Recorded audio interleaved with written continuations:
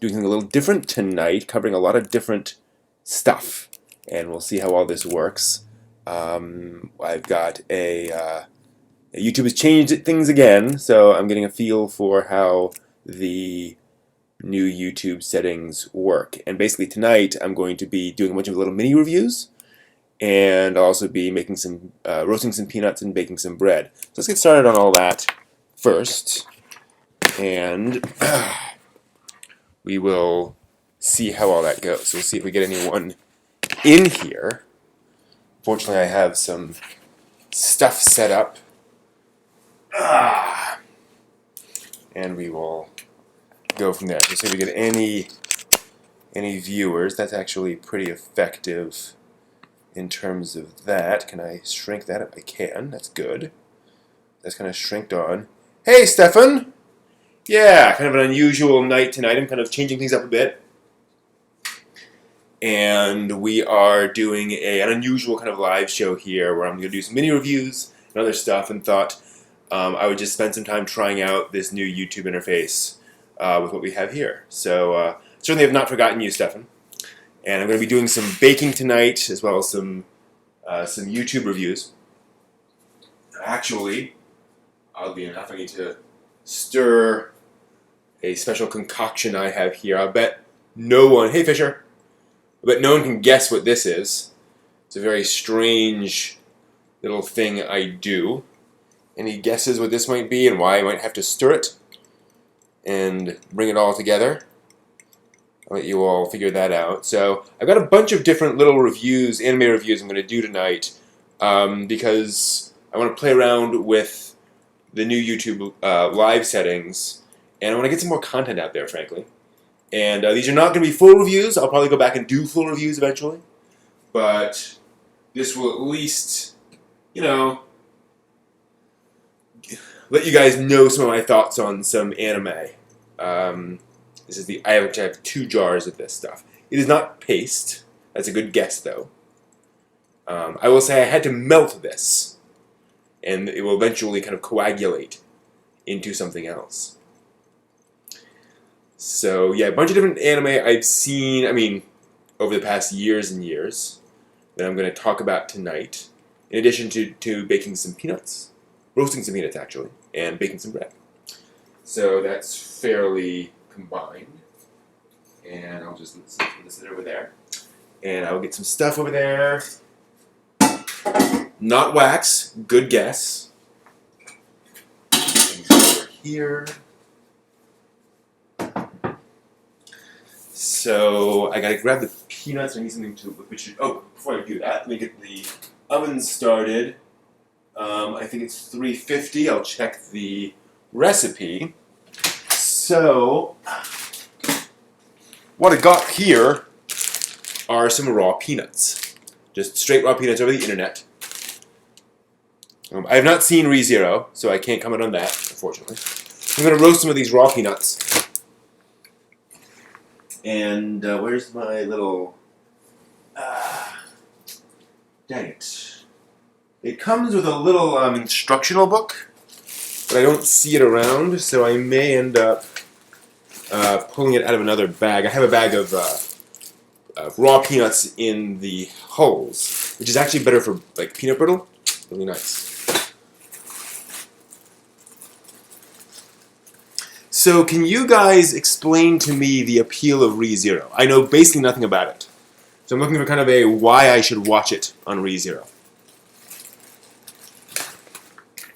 Okay, so basic peanut roasting is, yeah, 350 for about 22 minutes. Yep, you can totally do honey roasted peanuts as well. I think I'm just going to do plain peanuts here because I'm going to make some peanut butter out of them, actually. And I'm not sure if my my food processor survived the move to the new digs, so we will see. If it's waifu bait, then that's definitely not going to be my cup of tea.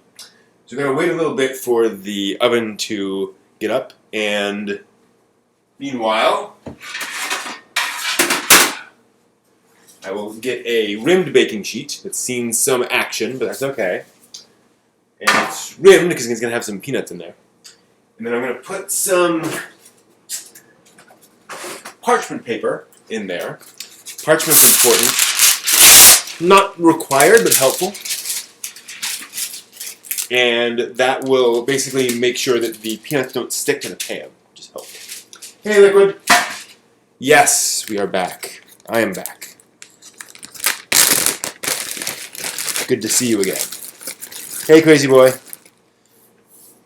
Yeah, that's definitely definitely not getting me all excited about ReZero. Unfortunately, I'll probably check it out at some point. But I'm going to roast about 2 cups of peanuts at a time. It doesn't really matter too much how many you're roasting at one time. So let me show you what I'm doing here. That's a little unusual. So we got 1 cup, and this is my first time doing cooking here in this kitchen on air, so it's a little unusual. So I'm just roasting a whole bunch of peanuts here. And again, you can have more peanuts in this pan or fewer.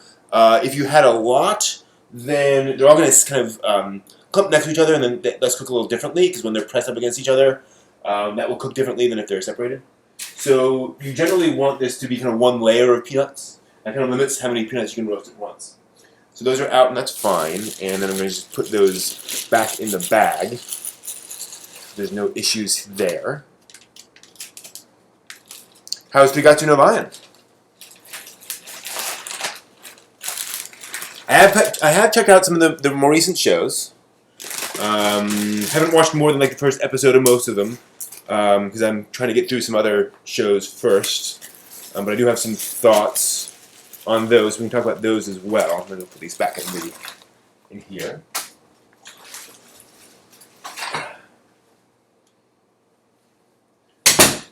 So I did see the first episode of Yuri on Ice, which I actually quite liked. I like kind of the human drama of the story, and I liked the fact that the characters felt more realistic than you see in a lot of other anime series, but also the show was willing to be goofy and light at times. So that was kind of cool. I've actually seen the short film it's based on. So that is actually an expansion of a short film. If you dig that out, it's very impressive. It's this basically just ice skating short film. It's just all ice skating. Amazing. Definitely worth finding if you can.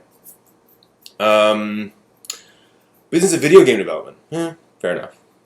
My favorite Tezuka series.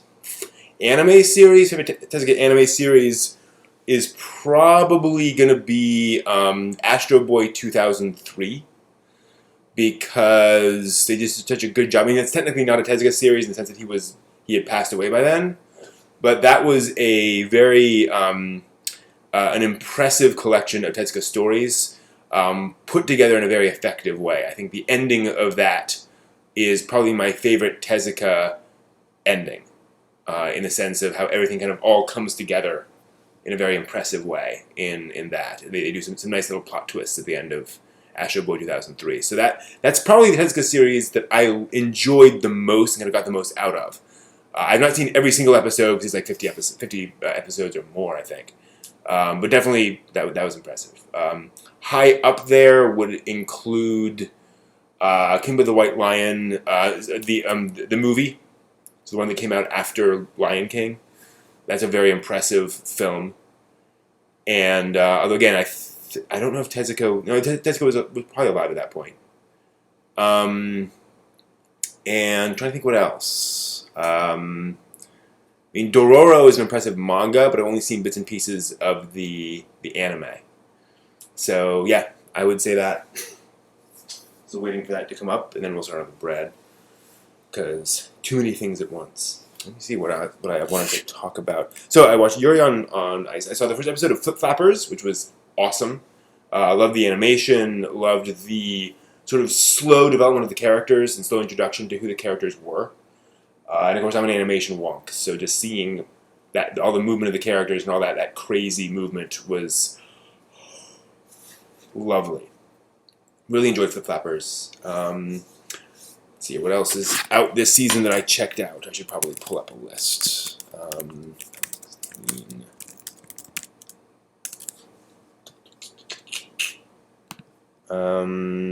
So I saw a fair handful of them.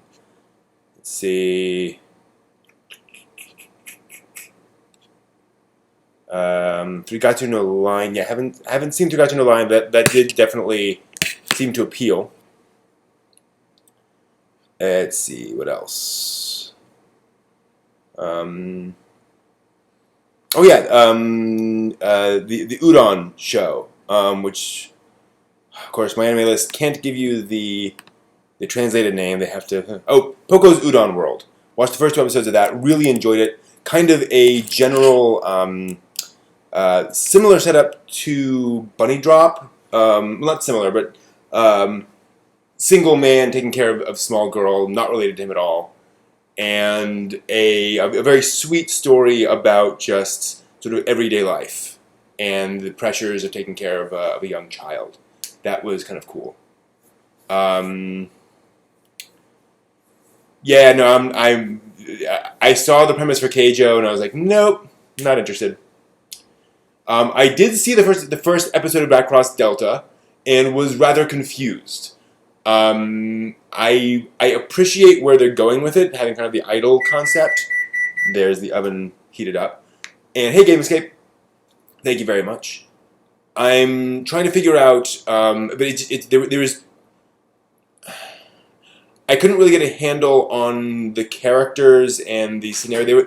They threw so much into the first episode of Delta that I felt kind of disoriented by the end. So I want to watch more, but I wasn't really pulled in too much. So again, I'll probably go back to it, but just not really thrilled with Macross Delta. Again, not a bad show, just one of those. Well, it probably improves. That's the funny thing about anime is often the first episode, if it's meh, it often accelerates from there. So we'll see. Escaflowne. Yes, that is definitely a show where bipolar is a great way of putting it. Amazing music in that, and what's interesting about that is how the relationship. I mean, often relationships in anime are very sort of idealized. One of the things I like about Escaflowne is you have this girl transported into a completely alternate world, completely different environment, who is building relationships, but they are these very awkward, strange, and strained relationships, and that makes sense. So I think it is an appropriate direction, as frustrating as it can be. Okay, so the peanuts are going into the oven, and it's just a matter of putting them in there. However, they should probably be shaken every so often. So I'm going to set a timer for 7 minutes, and I'll take them out and just sort of move them around a bit on the plate at that point. If we were making honey roasted peanuts, I believe the honey goes in first. Let's see here. They actually have some advice on that, I think. No, they don't. That's surprising. They do have some suggestions on chocolate or butterscotch covered peanuts. That sounds pretty awesome. Spice peanuts and peanut brittle, which would be pretty wonderful. I've done honey roasted peanuts, but they're kind of hard to do.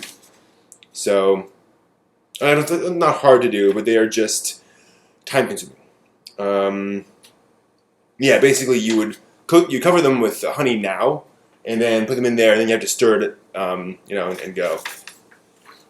So let's see here. I was impressed with Poco's Udon World. And what else? Scrolling by all the stuff I haven't seen, which kind of surprises me. The Miss Bernard sort of short episode thing, the web anime, Miss Bernard Said. I thought that was fun, about a girl who hangs out in a library with a lot of people who like to read, but she doesn't like to read, so she just pretends that she's read a lot of stuff, and it's kind of a goofy comedy. Lots of references to like classic sci-fi and things like that, which makes it a lot of fun. The the staff and the writer clearly knows this stuff really deeply and gets like really deep into like fan theories and the stuff fans would know about these books. So that's fun if you know it. Let's see here. Oh, I did watch the first episode of Tiger Mask W. That is about the most 70s show that is possible to be made right now. I encourage you all to go out and check it out. Just try the first episode. It is just 70s anime. Just it happens to be made today. It's amazing. It's totally anachronistic. It's totally ridiculous, and that's half of the fun. Is it's completely over the top 70s anime. Nobunaga's Shinobi, which is about the little girl Shinobi working for Oda Nobunaga. That's a fun one because she's clearly like a little girl, but she like kills people. That's really fun. Nice pacing in that one. What else? Oh yeah, the Sengoku Choju Giga series. What is the thing? Sengoku Wildlife Characters, which is basically Sengoku era art done as an anime series, sort of short 5-minute episodes. That's really odd and beautiful in this sort of stark way. It's all like brush drawings they've animated. Pretty cool.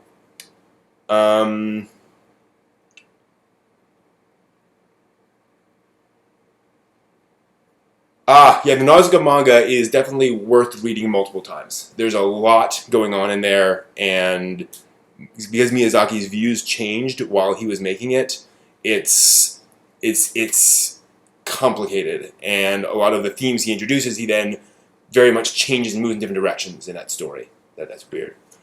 The new Escalafone Federation is not the Escalafone set does not include the old dub. That's good to know. I listened to that dub and I really enjoyed that dub. So it's a shame. I mean, I'm sure they just couldn't get the rights to the old dub. That would be expensive. So that is unfortunate. That was a nice dub.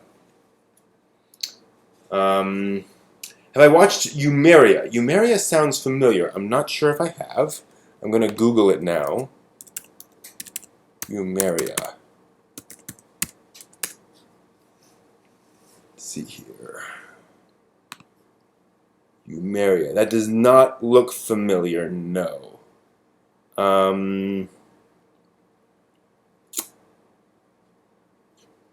Nope, I have not seen Eumeria. Not familiar.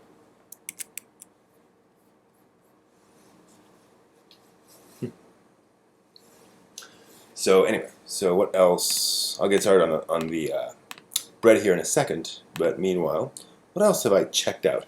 I saw a few episodes of Nyanbo, which was cute and fun, and then I realized it's a spin-off of Yotsubato, the series by Kiyohiko Azuma, the guy behind Azumanga Daioh, his most recent like 13-volume story about the little girl who is the mascot of 4chan, basically. Yeah, that's a spin-off of that because the end credits show Yotsuba drawing, which is kind of awesome. The problem is I saw that and I was like, the problem is I now want a Yotsuba anime. So, oh well. What else did I see? Anything else here?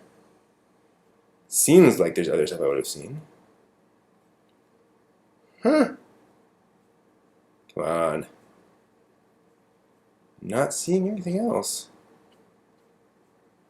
No, I guess that was the only things I checked out from this season. I'll have to go back and dig into some of the other ones. But, okay, so let's go ahead and do stuff. Let's see here. In a Ghost in the Shell mood these days, any recommend anything along that line? Do you mean you haven't seen Ghost in the Shell and want to, or other things like Ghost in the Shell? Is Zeta Gundam the best Tomino work? No. I would say Mobile Suit Gundam, the original, is the best Tomino work. Zeta suffers from having from doing too much at once and from basing it off of existing characters. Zeta is a very impressive work, but it is very much dependent on having watched Mobile Suit Gundam. Gundam is a self-contained impressive work. That's how I'd answer that one. Now, time for the first manipulation of these peanuts. Is there some way? Let me get this down a bit. Can I zoom in on this? Well, let me take care of this first, and then we'll worry about zooming. YouTube's changed how it does all this, so I'm using new software. I'm taking this out, and I'm just going to grab a spoon here and just spread these around a little bit. Because ovens don't necessarily roast evenly. You know, that heat gets spread around in different patterns in different ovens. So it helps to spread it around every so often. That's the first pass. Can I zoom? I wonder. I have not watched FMA. Nope. Scenes. That's the scene. How do I add... There are transitions. This may be just transform. So that's how to do that. There's probably more options on here, but I'm just not familiar with them. Tab bar, profile. Doesn't seem like, so I can swap back and forth between different sources, but that's about it. So I could actually show you my desktop or an anime or something, but I think that's an issue.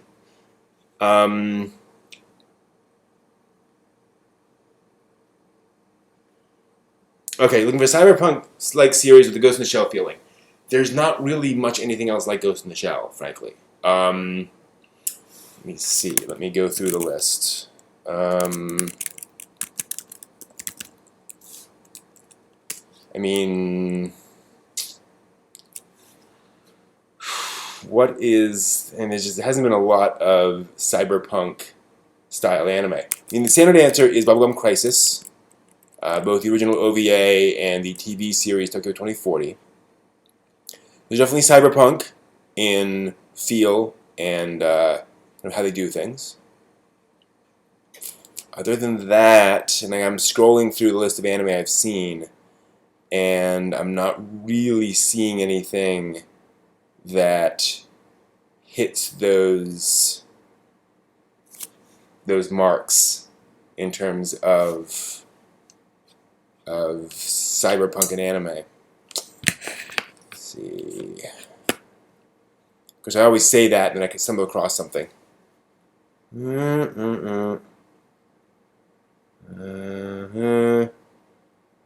Key the Metal Idol, not really. No, there's just not really a lot of other cyberpunk-like anime. Is there anything else in this list that I can think of? No, nothing is kind of coming up in my list here. It's probably something, but it's just not really a topic, oddly, that I've seen anime tackle in any kind of depth. You know, obviously there are lots of things set in a near future, but they don't really delve into those themes in any detail. And anime tends to be a little happier. I mean, there's some stuff in the 80s, but they were quasi-cyberpunk. Akira, obviously, is kind of cyberpunk. But meh. Yeah, there's just not that I can think of. I mean, Technolize isn't really cyberpunk. Technolize has cyberpunk elements, but it's set in a very alternate setting. It's more far future technology and sci-fi than cyberpunk. Armitage the Third, again, that's not. Yeah, I guess you could go Armitage the Third. That's a decent go. Metropolis, no, I don't see that as cyberpunk. I see it as more classic sci-fi. It's golden age sci-fi, as opposed to cyberpunk. I don't have it on my anime list. I do have. Let's see if this works now. Can I? My anime is at.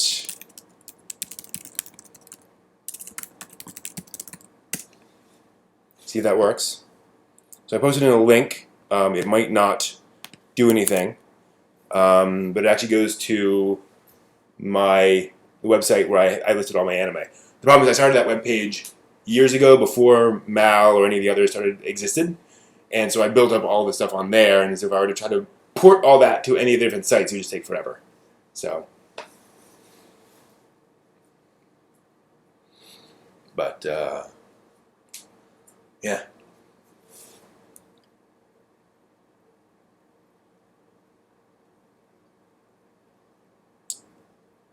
See, I disagree that the pacing of the original Gundam was slow. I mean, it was certainly not as fast paced as modern anime, but I think that the pacing actually works for the story they were trying to tell. It is a war story, and war stories typically are not, fast paced, boom, things exploding, and jumping from one thing to the other, and then you're done. A classic war story, classic World War II story, is an epic. It unfolds over the course of a lot of time, and you get to see a lot of characters over a lot of, a long period. So, I thought the pacing worked in Original Gundam. Hello, Osif. So that's going. Let me start on the bread. So, oh shoot! Ah! I got to clean out some of this. That's fine. So, quick mistake. I made some bread last night, and I forgot to take the thing out of the bread machine and clean it. So it's kind of dried in there, but I can just dump that out and then clean that, and it's okay. Yeah, I've seen 900 anime, at least, at this point. So yeah, that's a lot. Okay, so I'm just gonna let you guys see me do dishes here for a minute. While I get this ready to go. By the time this is cleaned, that'll be ready for another. The peanuts will be ready for another stir. And what you're looking for in terms of peanuts is just golden brown and delicious. The typical thing. And so once that's going, I can get into these little mini reviews. That'd be kind of nice. And also, I mean, if folks are complaining about the speed of original Gundam, I think Zeta Gundam is even slower. Zeta Gundam just kind of takes forever to go anywhere. In a good way. I mean, that is what it's trying to do. But, dry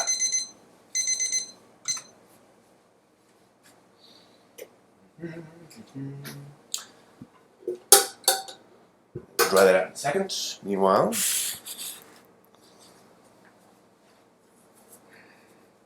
okay. So as you can see, these are a little. They're about the same. You can see them start to sweat a little bit. Some of the moisture inside them is starting to move out to the tops of them. So they're about the same color. And in another 7 minutes or so, that's going to change. Go there. So I just need to dry out this and then start putting in other stuff.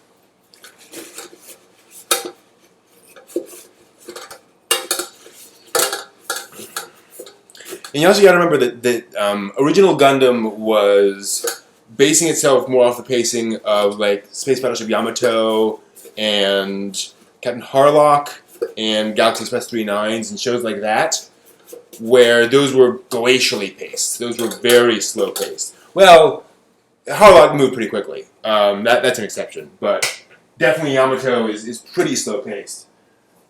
And that was really if any single anime was a big inspiration for Gundam, Yamato is probably it.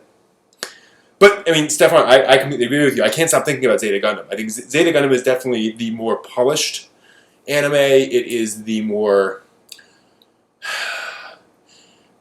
it's the thinking person's Gundam, right? It's the one where when you're done, you think back over the characters and why they made the decisions they made, and you think about their approaches to life and how that story evolved, and it's just fascinating. And you can just kind of you can meditate on Zeta Gundam in a way that you can do probably better than in any other Gundam series. I think the only other one that comes near it is Turn A. Alright, so I'm going to start making this bread. I'll show you some of these pieces. Hopefully I have enough flour. Yeah. So this is a very simple bread recipe. And we're going to start with 300 grams of water. Why am I using grams and measuring it out that way? See, there's maybe you can see this. Yeah. I'm doing this on a scale. The advantage of a scale is twofold. One is that I can be very precise with a scale. With a cup, it can be a little rounded, it can settle, things like that. The other advantage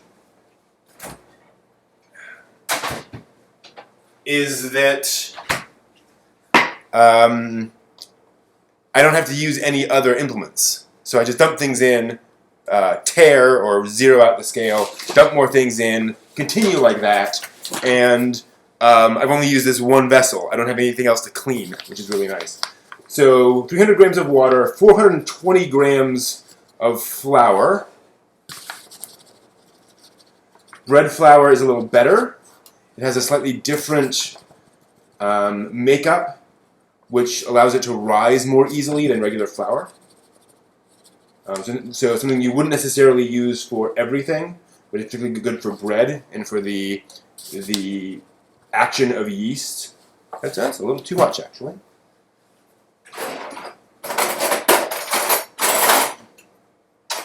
Where's my spoon? I thought I had a spoon sitting up. There we go. I'm going to pull back a little bit of that flour.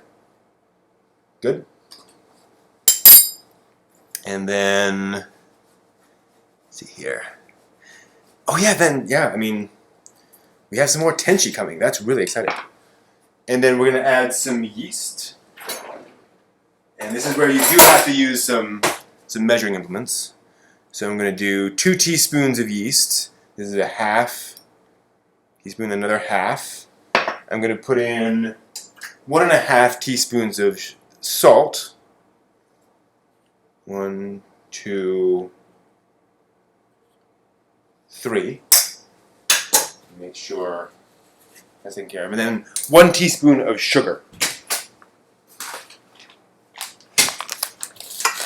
So a little bit of sugar in this.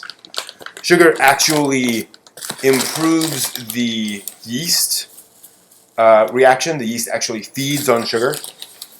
So this doesn't just make the bread sweet. In fact, it's a hardly sweet bread. Slight sweetness. But that's more to improve the reaction of that. So now you're looking at the bare corner here. I will eventually improve this corner. Add more stuff. This goes in the bread machine.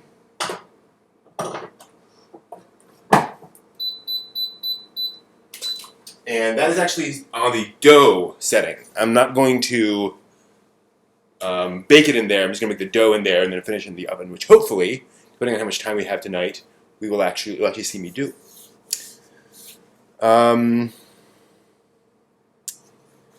See, Turn A is my favorite Gundam series.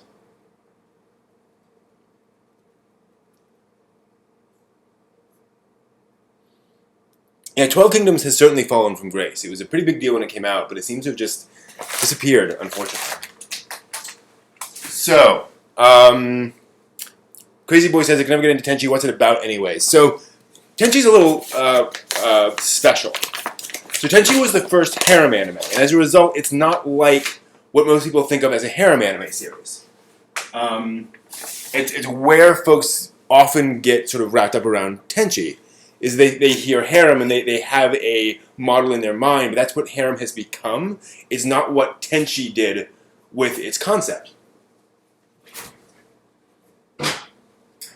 Tenchi is a young man who has various powers. He actually has this lineage of tremendous ability, which he doesn't really have very good control over. And he's introduced to various girls who are aware of these powers and are interested in them and interested in him as a result of that. And he ends up becoming kind of at the center of a lot of plot and story. What is unusual about tenchi from that perspective is that the girls are all around tenchi and they all like tenchi, but they're not all potential suitors for tenchi. You know, they're just girls who are around. And they're cute and pretty, certainly. But it's not, necessarily who's he going to choose. In fact, there are only really two obvious choices for that. So you see, these are nice and much browner than we saw before. I'm going to put this in there for a little while longer. That's nice. They could be a little browner. I'm trying to smell that. That's nice. So we'll just set the timer for another, let's just say 2 minutes on that. So tenchi is about a young man who is struggling with his abilities, and he wants to protect these girls. And it's about his decision to keep these girls safe in a very dangerous universe. Tenchi fundamentally is more of an action-adventure story, which has a guy and cute girls in it. There are plot lines involving tenchi being involved with one or two of the girls, and two of them in particular are kind of constantly all over him. But it's not this kind of romance-heavy series that a lot of other harem anime is as a result. Okay, name a Rumiko Takahashi series before tenchi that is a harem series. I don't know of a single one. She's certainly, Lum is certainly tsundere, but Ursa Yatsura is not a harem series. There's only, the main character, there's only one girl that's at all interested in him. He's a lech. Everyone else kind of finds him very unappealing, actually. Maizane Koku, he's only interested in one girl, and she's not really interested in him. Ranma has lots of boy and girl characters who have more elements, Ranma has many different boys and girls who are interested in each other in different ways. But it's not, one guy and surrounded by girls who are interested in him. And besides, Ranma the manga came out, I think, a little bit earlier than tenchi. But it didn't really, coalesce those concepts, as I recall. But no, Ranma is not really a harem series. And Ursa Yatsura definitely is not. There is, I don't see anything harem-like in Yatsura. And yeah, it's fine. They're slightly browner. So at this point, I'm going to add some salt. Otaro wants the harem, but none of the girls want him. One of the defining tropes of a harem series is that there are girls who are all surrounded with the guy and are all interested in the guy, and no one wants Otaro, besides Lum. So, I'm going to add some salt to these. Right out of the oven is the best time to do that because of that sweat. So the salt's not going to stick really well, but it'll stick more now than at any other time. There we go. I'm just going to let those cool for a moment. I made these, actually, I have some cookies cooling. So, those can go off there, that can go off here. I tried making some cookies earlier today, and maybe I'll show you them there in a second. Meanwhile, this goes up here to cool off. Ideally, I take this out of the pan, but that's okay.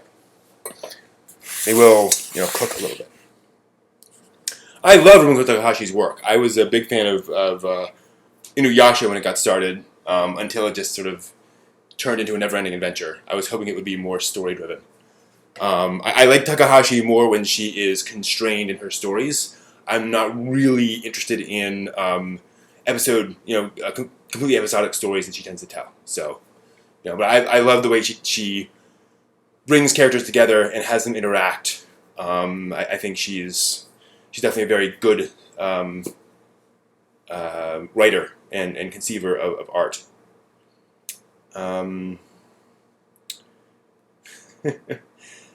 Well, the thing, there was a huge gap leading up to OVA 3, though. We didn't have any Tenchi for a decade up to OVA 3, as I recall. So that was a long wait.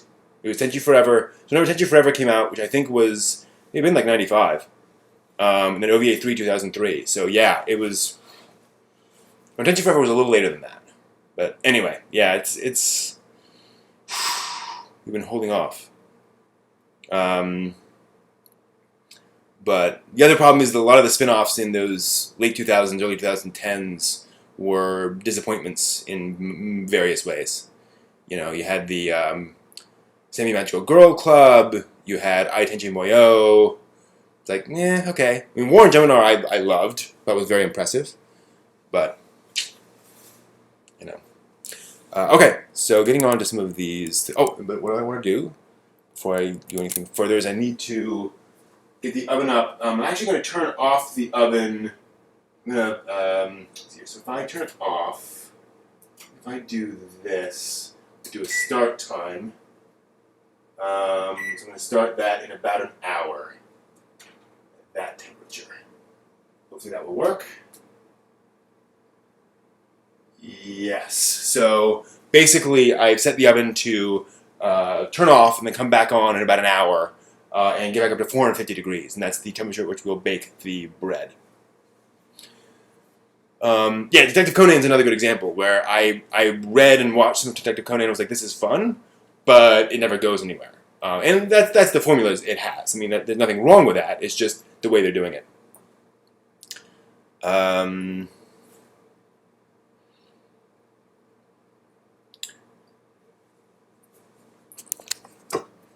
And I've seen, a few episodes of Detective Conan, read a couple of the manga stories, and I watched Conan vs. Lupin III, which was great fun.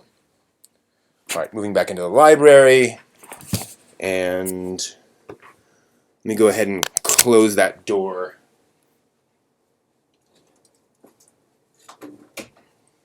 That just helps acoustically a little bit. All right, so as I mentioned, one of the goals tonight was to do a few little mini reviews of some anime I've seen. Some of them quite some time old. Older. To at least get it out there and let you guys know what I think about some of this stuff. So, I'm just going to go through a few of these and give you some basic thoughts. First, I can tell I'm going to cough like crazy. So give me a minute. I need to go and... So let's continue talking while I get some tea and some water, because my gosh, suddenly I have a thing in my throat. It's been a long time since I did one of these. So I've got to get back into it. Let me do that. Oh, these cookies, I can show you the cookies. That's helpful.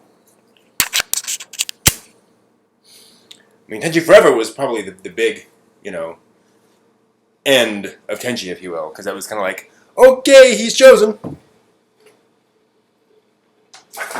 So, this is an experiment with making cookies without a recipe, just using ratios. A cookie is basically three things. It is sugar, butter, or sugar and fat, and flour. And that sugar can be swapped out for honey, for example. The fat could be butter or shortening, things like that. You could technically make cookies out of, with lard or bacon fat or whatever, but that would taste really weird. And so you've got, let's see here. basically changing up those ratios will give you different kinds of cookies. If you have 1 part sugar, 2 parts butter, 3 parts flour, so maybe a tablespoon, 2 tablespoons, 3 tablespoons, something like that. That is a light, crispy cookie. It's kind of like the cookie part of an Oreo, right? And that's a very effective kind of start out for a cookie. It's not like a chocolate chip cookie, which is more soft. So, as an example, this is equal parts sugar, butter, and flour, which makes them definitely spread out. And you can see this is a very simple, it browns around the edges, and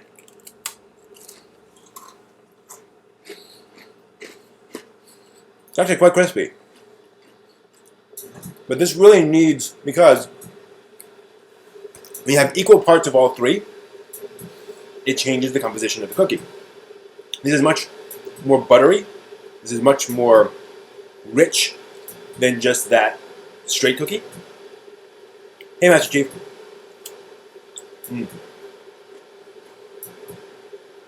It's a little bit more of a standard cookie. If I were to make this more like a drop cookie, I need to add a binder like an egg. An egg would make this more gooey and give it that wonderful chewiness that you get out of a regular chocolate chip style cookie. So, good thing to know. But if you want to just make quick cookies, take equal parts sugar, flour, butter, mix them together, put them on a sheet, bake them. You have cookies. Boom.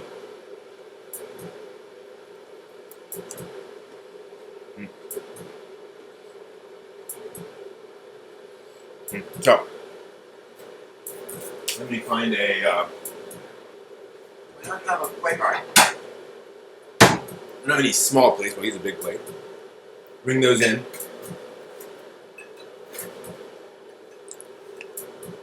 Those are good though. So, waiting for the tea to start, and then gotta boil the water, and we can go from there. So I think I'm going to talk about Figure 17 tonight. WATAMOTE. Probably The Wind Rises. And I think Girls into Panzer.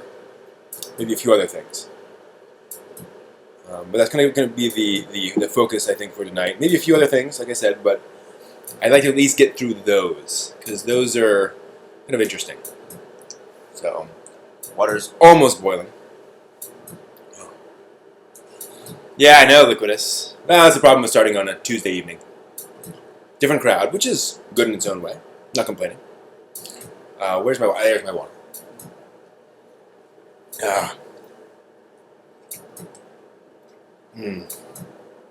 It's been crazy for me recently. I worked 14 hours on Saturday. That's what my life's been like recently. Fun. That's cool, also. Yeah, I'd like to start doing more videos, including more live videos. And I'm not as tied to Friday nights as I was, so we might shift things around a little bit. We will see. But yeah, I mean, this is more like. This has the. It's not very. Hardtack is crisp, but it's way crisper than this, and it's much harder than this. And obviously, it has no sugar. So you are right that it is a very crispy thing. But actually, do I still have? I had some hardtack up here somewhere. I think I may have finished it off. It is hard to eat. It is the densest, least flavorful, worst thing to eat. Like it was really one of those things where I had a hard time just consuming it.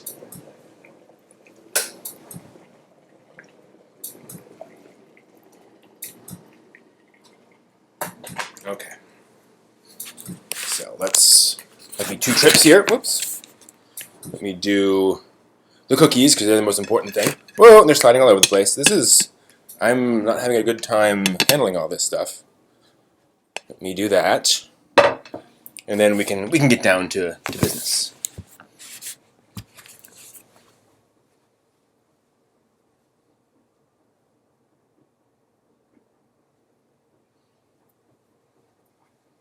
There we go. And I should close that door again because it's going to be a little loud.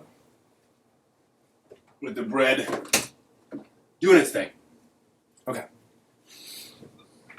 So folks are talking about WATAMOTE, so we should probably start with that. So WATAMOTE is an anime series from a couple of years ago, year or two ago, about a teenage girl who is an otaku and a shut-in Tomoko. And she is the kind of the female equivalent of the geek guy who doesn't get around and doesn't get can't get any girls and all that stuff. What's interesting about WATAMOTE is that, and as folks in the chat room are saying, it can be hard to watch. That is the intention. Well, I don't think it's intentionally meant to be hard to watch in that sense. They are playing on all the same tropes that you get in a story about a male otaku and about how pathetic male otaku are. She's much like the main character in Welcome to the NHK, for example. And we laugh at that. We laugh at how pathetic he is. But for some reason, we have a much harder time laughing at a girl in the same situation. One of the fun things about the show is that it is so over the top with her perspectives and her views versus reality. And it's one of the things I really am impressed about with the show is that she does this thing that a lot of us otaku do, that she builds up a certain view and a certain belief on what reality is like and what reality should be like. And as a result, she kind of tends to towards this catastrophic thinking or this black and white thinking where she's all about, if this thing's going to happen, then she imagines this very extreme version of that. And reality is never that extreme, positive or negative. And this leads to some brilliantly hilarious moments in the anime. It also plays with the fact that a lot of anime these days are more abstract, or they're not as straight with reality. So goofy things happen. We had some periods in anime where that wasn't as true. But this is one of those things where, a girl can pull a hammer out of space and, conk a guy over the head with it. It's that kind of comedy. But it's set very much in the real world. So it's never quite clear exactly how much this is happening in real life and how much these experiences are actually happening in real life and how much they are kind of Tomoko's overreactions to real life, which is, really funny. What's interesting is seeing the otaku who have a difficult time watching the series because there's this weird strain of disbelief that somebody could actually behave this way, that somebody could actually be like that. I think a lot of people identify with Tomoko too much, and so they won't watch it because, I'll put it, honestly, I think some people see too much of themselves in Tomoko. I think she's hitting a nerve with a lot of otaku. And so when they see this and they see somebody who does these fantasies and does not like interacting with people and imagines having all these friends around her but doesn't actually do anything to, develop those relationships, I think some of them get a little creeped out by how close to home that is, and so they stop watching as a result. It's kind of funny. I watched WATAMOTE all the way through. I binged it. And not completely, but I watched it in like 2 or 3 sessions. I think it's wonderfully funny and a great little push and a great little explanation of, or great little exploration of some fun aspects of otaku's foibles and goofiness. It was a fun one. So let's actually bounce back in time a little bit. We're talking about a show with a girl protagonist and talk about Figure 17. This is a show that sadly has become an obscure gem. A lot of people, there's a lot of reaction to Figure 17 when it first came out, and then it disappeared, and unfairly.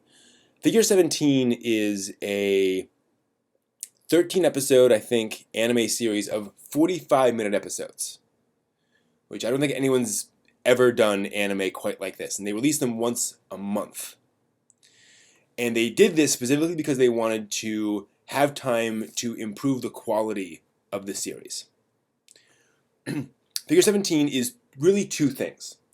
It is a sci-fi magical girl series about a young girl who gets to fight aliens. And when I say fight, it's not like, not abstract. She is punching and kicking and using lasers and things like that. It's full-scale sci-fi action. And on the other hand, it is a Studio Ghibli style drama about growing up. They very much took a page out of Miyazaki's handbook and actually other Studio Ghibli folks to make this very sweet and very truthful story about kids. Rarely have I seen an anime so accurately represent what it's like to be 10 years old. To be a kid in an adult world where you have things you're told to do and that you have to do. But you also have, you are your own person and you have your own desires and wants. And the pressure of those and how you have a tough time actually dealing with those emotions. And some things, some kids just kind of let go. They just don't really deal with. And other things they kind of obsess over. Basic premise is that an alien ship, spaceship, crash lands on Earth. It was taking a very dangerous monster, transporting it across the galaxy. Crashes on Earth, monster escapes. This 10-year-old girl goes out into the forest because she hears this sound and her dog gets out and goes after it. She goes out after it. She ends up getting involved in this, and she ends up fusing with this bio armor. It's basically this armor that encases you and works as a full-scale sort of hard suit, if you will. But then when it deactivates into the form of a person. And in this case, it shifts down and evolves, and kind of, not evolves, changes shape into an exact replica of the main character. This bioarmor actually has an AI in it. It is sentient. And so this girl, who is a shy, quiet, unassuming girl who tries to not, cause any problems. She's very much the wallflower. She is suddenly next to this girl, this AI, who is curious and interested in human life.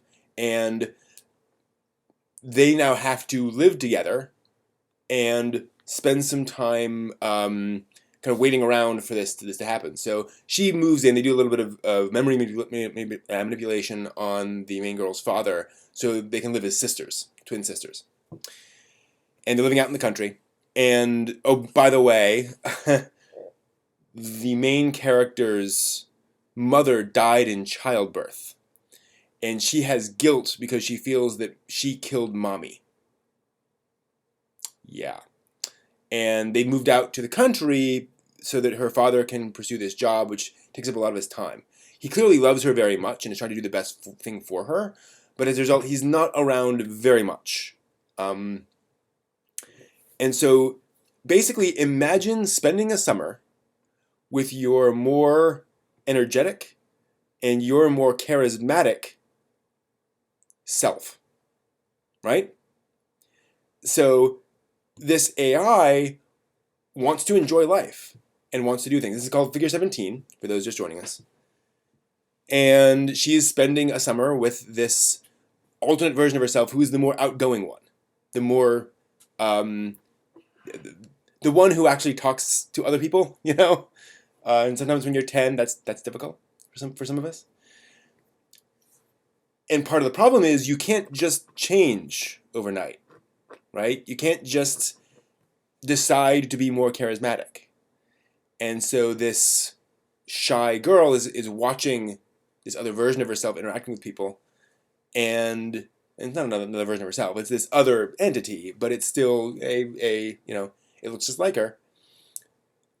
And trying to imagine how she could be more active, how she could be more focused on things, how she could actually take charge of her life more. And that is tough. That is very hard for her. And it builds up to a big epic ending. The big epic ending pulls everything together. It all comes together into a big ending, in which I cried. Tears rolled down my face. I'm not going to spoil anything that happened at the ending, obviously. I don't do that. But it was, yeah, it was a good cry. Like it was all appropriate and right. They wrote this story well and correctly for these characters.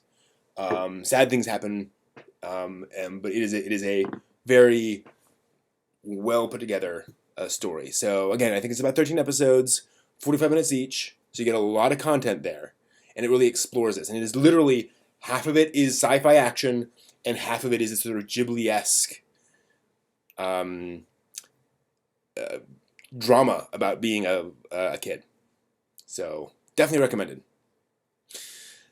So I mentioned Miyazaki. Let's move on to The Wind Rises. Let's talk about that for a little bit. See here. Oh yeah, I have a copy of Living for the Day After Tomorrow. I haven't seen it yet, but I heard the concept, and it that sounds very interesting. There's actually a Yoshiyuki a Osamu Tezuka series that dealt with this. I'm forgetting the name of it off the top of my head, but it's a girl who can become an adult, and she can she can switch. She can have the body of an adult. And as a result, she goes around and spends time in the adult world and realizes, wow, this is tough. It's just kind of interesting. So yeah, I definitely have to try Living for the Day After Tomorrow at some point. Okay, so moving on to The Wind Rises. The Wind Rises is an interesting film. I am of the personal opinion, and please don't lynch me for saying this, that Hayao Miyazaki's high watermark was Princess Mononoke. Spirited Away is an amazing film, but Princess Mononoke is a more complex film in terms of the number of plot elements, the number of different themes running through it. It is a masterwork of many different things all at once, while Spirited Away is brilliant in certain ways. And nothing in Spirited Away, but Princess Mononoke just kind of does more than Spirited Away does. And then beyond that, Miyazaki's movies, to me, became less coherent. So, Howl's Moving Castle is interesting, but it's a bit disjointed in terms of what the various characters are doing, why they're doing it. It doesn't have the same drive that his earlier films did. And Ponyo even less so. Ponyo is a movie for 5-year-olds. It is a fun, light adventure about, characters with these sort of fantasy powers, but it doesn't have those sort of strong themes running through it, and it doesn't have those interlocking and interweaving storylines that all come together in the way that, say, Nausicaa did, or Mononoke did, or even Castle in the Sky or Kiki's. And it comes back for The Wind Rises. And The Wind Rises, I think, still is not at the level of Princess Mononoke, but it is a much more mature and sophisticated film than his films, than his previous few films. Because The Wind Rises does a couple of things. It is a documentary, if you will, a dramatized documentary, kind of, about working conditions during World War II. What it was like to be a working man during World War II. Now, of course, Miyazaki was a kid at the time. But this is, from everything I've read, a very accurate representation of what that working life was like. What your relationship was supposed to be like to your family and your work and all those various things. And the difficulty of having work in a very military-controlled society. And it's also about a man who is basically an analog for Miyazaki himself. Jiro is clearly a similar version of Hayao Miyazaki. He follows a lot of the same... he has a lot of the same drives Miyazaki does, and he works the way Miyazaki does and did. And a lot of this is sort of not an apology, but a way for Miyazaki to explain himself to the world and to say, here's who I am and here's why I do things the way I do. Miyazaki's come under some criticism for the fact that he, was never home for his family. And he's come under some criticism for driving a lot of animators into the ground. And, Ghibli is an exhausting place to work. And so with The Wind Rises is essentially him saying, well, we have to sacrifice for art. And that I don't feel, that Miyazaki feels that's what you have to do, basically. And also that he doesn't see that as a sacrifice. He sees that as just what you do. You do the work to make the creative thing that has to come out of you, and everything else can fall by the wayside. And that is very much the story of The Wind Rises. It is about this passion that a person has to create something, and creating that no matter what the consequences are in the world, and what that will do to people. A lot of viewers didn't like the storyline with his wife. I actually liked that more than a lot of other elements of the film. I thought it was very sweet to see how somebody deals with somebody else who has this debilitating problem, and how you just very quietly and very maturely deal with it. That's just part of what you do, and you make accommodations, and you move on. And it just felt to me like a necessary part of showing who the character was and his character, if you will. Now, obviously, there are other things in The Wind Rises, especially the German character, and the whole thing with Hideaki Anno, which is fascinating in its own right. But I think The Wind Rises definitely holds up. There's a lot going on in The Wind Rises, and it is a more subtle film than, say, Ponyo, or even Howls. Howls is not a very subtle movie, let's be honest. Fine film. But no, The Wind Rises definitely brings a lot of things together, which I thought was impressive. So, quick thoughts there. Also want to talk about Girls und Panzer. Yes. So, let me get some here.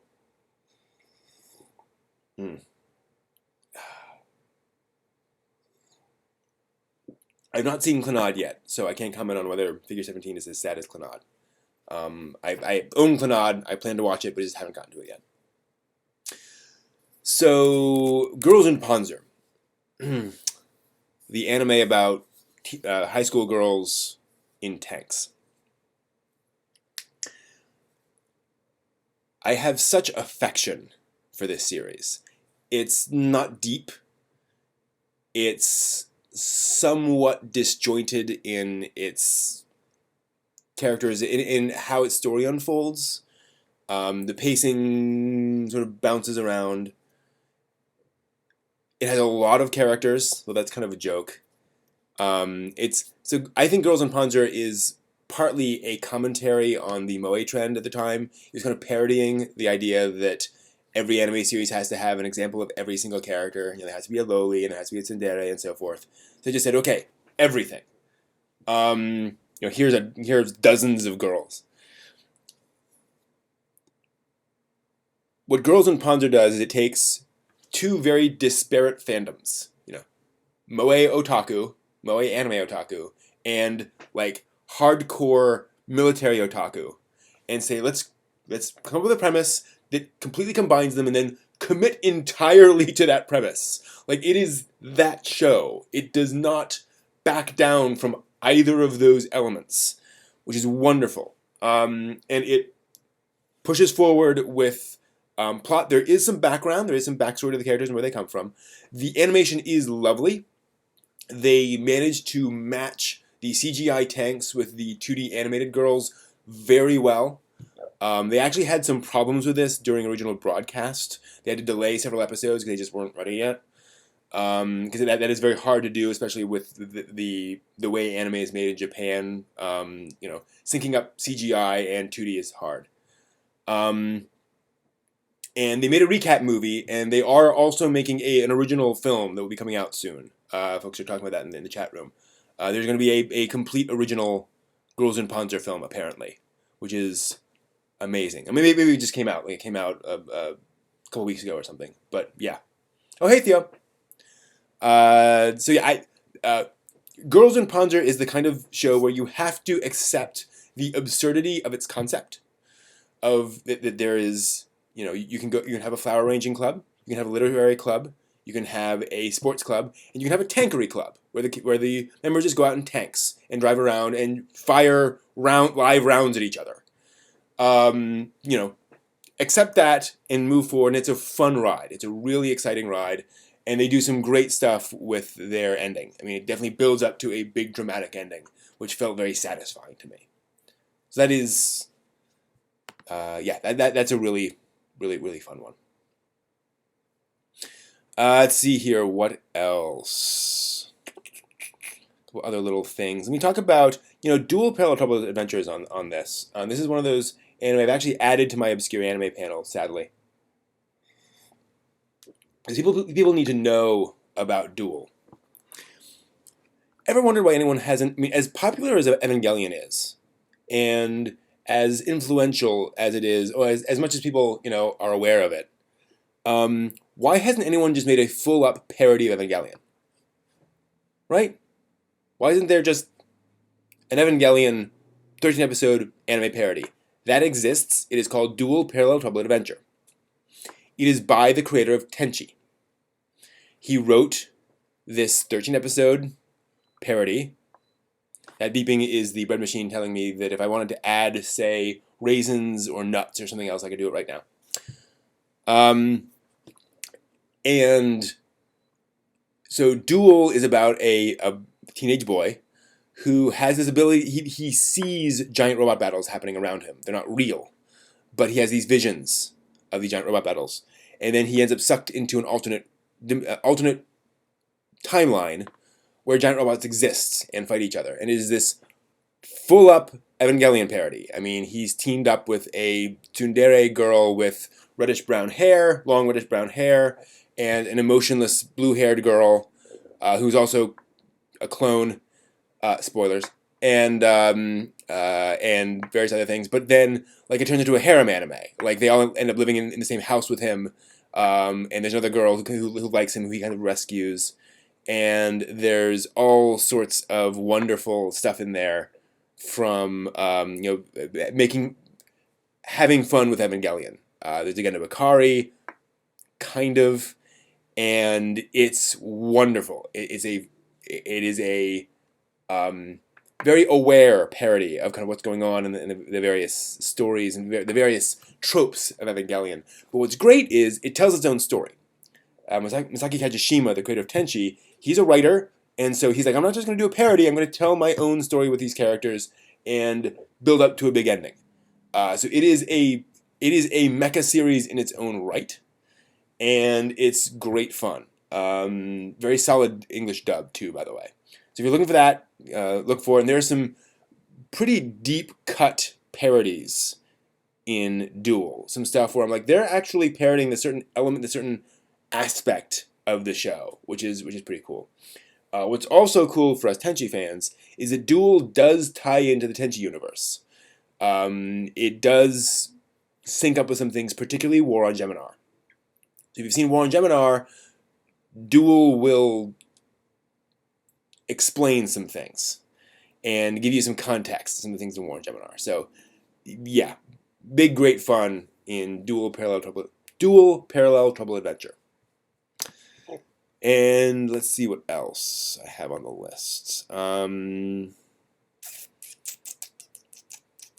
a while since I see that, so I need to rewatch My Youth in Arcadia.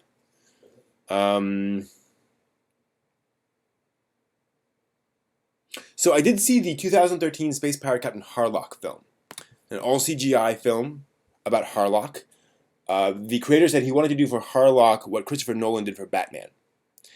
And I would argue he didn't quite get there, but it is definitely an impressive, dark, serious take on Harlock. that you get anyone to see, right?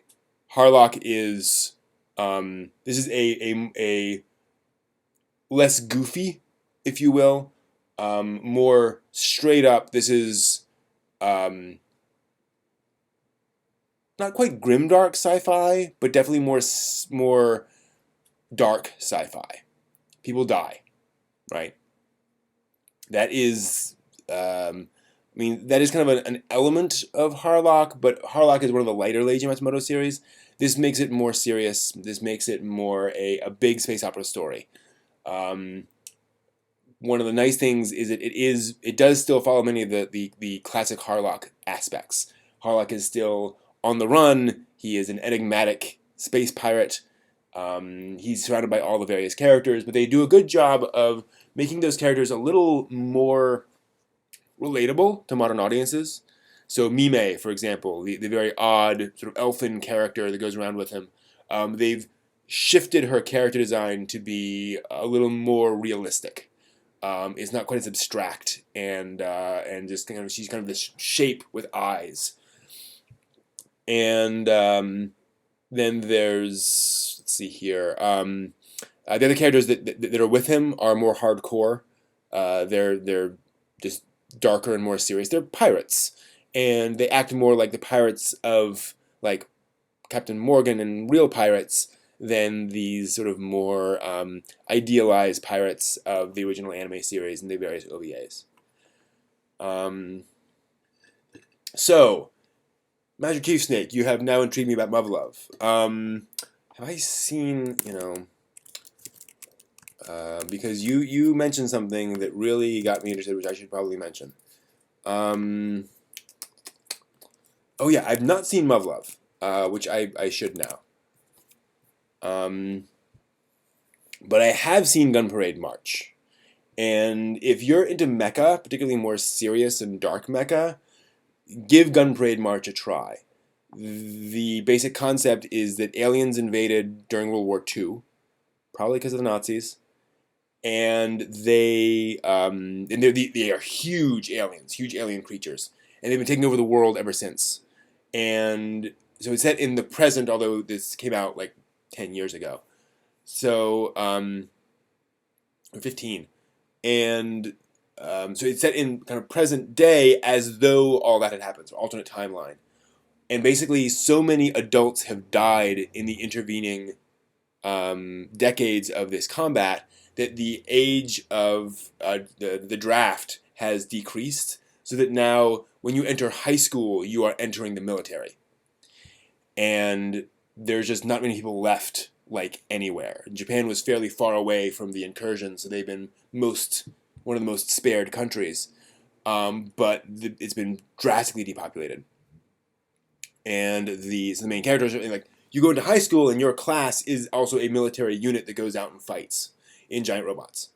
What's cool is they said we really want to get across what it would be like to live in a world that has been fighting 50 years against monsters, a completely militarized society. And where that militarization, it's not that it has a dark side, it's just that's the only way to survive. And so everyone's just used to this. And it's dark. People die. Good people die in this anime series. And there's one moment, particularly in the middle of the show, that just... And it wasn't even about death. But there's this beautiful poetic moment where a character is trying to survive, and it's just stunning. I couldn't tear my eyes away from the screen because of just all the different things they were doing with the story. That said, I don't think it's a spoiler to say that they then introduce some romance elements, and that dominates most of the story of the last the last third of the show. It tends to be more about character relationships than about the big military stuff. And it is well done, but it is such an odd tonal shift. It's not a tonal shift, it is a odd subject shift. Right? It still has the same tone as the rest of it, but when it's all about character relationships, it was a bit disappointing. Nokudasai asked about the Starship Trooper mecha anime. Yeah, I thought it was effective. The main issue is that the aliens are tentacle monsters, which seems like an odd shift from the bug monsters of the original Starship Troopers. It seems like we cannot get a straight adaptation of Starship Troopers. It's like they either remove the hard suits or they change the aliens around. It's like, come on. But yeah, I thought it was a. What's great about the Starship Troopers anime is that it gets into more of the themes of the militarization that the novel has, and Starship Troopers, the movie, more parodies, and is more treating as not so much a joke, but as this. It's more of a sarcastic, sardonic approach to the subject matter, where the anime is more about, okay, no, you've grown up in this society where of really tough military service. What does that do to you? What does that do to society? It's serious stuff. Um, so yeah, that's the interesting thing about that anime. It is very 80s though. So just be aware of that. And Char's in it though, which is fun. Dark and serious. What would you say are the darker Gundam titles? So Zeta Gundam is, I would argue, the darkest. Well, Zeta Gundam has the darkest ending I've ever seen in anything ever. Just straight up. I don't think Stardust Memory was dark. 0083. That Stardust Memory is more of an action story. It has a dark. Nah, it doesn't really have a dark ending. The ultimate ending. It has a bittersweet ending, I would say. Victory Gundam. What I've seen of it, dark. Yeah, that's one of the darkest ones. Victory Gundam, definitely. 0080 ends up dark. That is kind of the tone of the ending of 0080. I don't want to spoil it because that is very much part of what 0080 does to you. But yeah, 0080, when the end credits roll, you will sit back and go, oh, wow.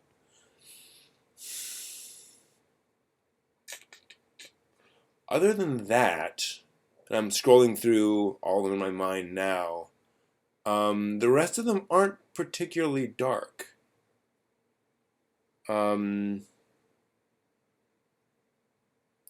the thing about Ideon's ending, No Kudasai, is that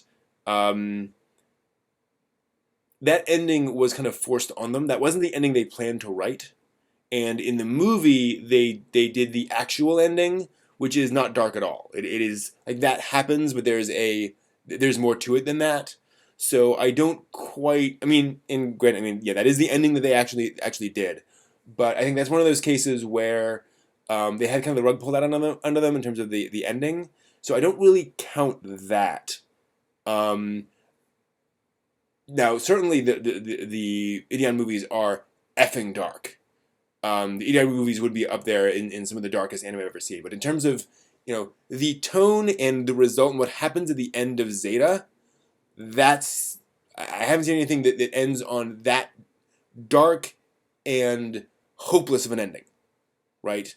And I realize I'm kind of getting into spoiler territory. I'm not going to say anything about anything that actually happens, but nobody is happy at the end of Zeta. Everything goes to pieces, and it ends with death and people being in very bad states. So funny you should mention Liquidus.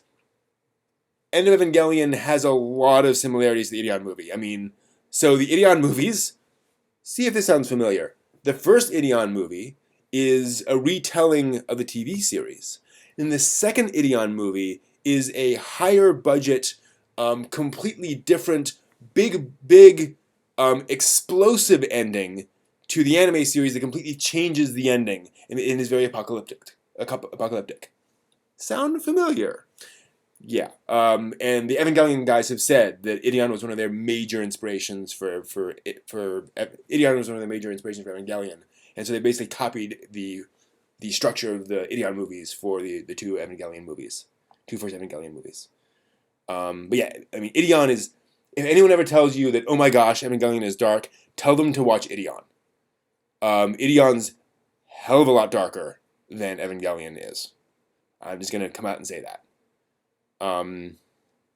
Yeah, and if you guys want to hear, I don't want to. Again, if you guys ask, I will say more, but I don't want to spoil anything that anyone might feel that they don't want to get that spoiler. Yeah, and I mean the ending of Evangelion itself is not dark at all. It has a positive ending, ultimately, right? I mean, remember the final shot of the original Evangelion TV series. That's not dark. End of Evangelion. I mean, it's a, it goes in its own direction. I honestly have not seen End of Evangelion, but I've seen enough shots and scenes and bits and pieces, and here's how I know what happens in End of Evangelion. But just to be clear, haven't seen all of that stuff. But yeah, Ideon. Wow, I'm never gonna forget that.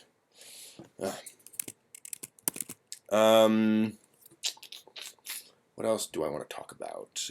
Yeah, let me see. Any other really dark? So actually, Gundam Seed Stargazer is pretty dark.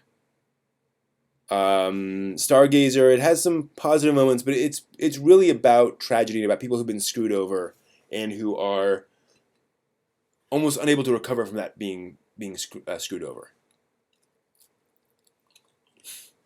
Yeah. I'm sure Anno will finish Evangelion. But I'm also sure that is being done more for monetary reasons. The Evangelion films are there because I think Anno wants to do them. But I think people are basically saying, look, we can all make a lot of money if you come back and make more Evangelion. So do you want to make more money? And he's like, yeah, sure. So he went and made the Evangelion rebuild films. But again, I think that there's a lot of unfinished business in the Evangelion films that he's going back and saying, we went in this one direction with the anime series. I want to come back and do what Miyazaki did with Princess Mononoke, which kind of tied up and filled out a lot of the concepts started in Nausicaa. Right, Princess Mononoke is the fulfillment of the themes of Nausicaa, which I think the rebuild films are kind of trying to do for Evangelion.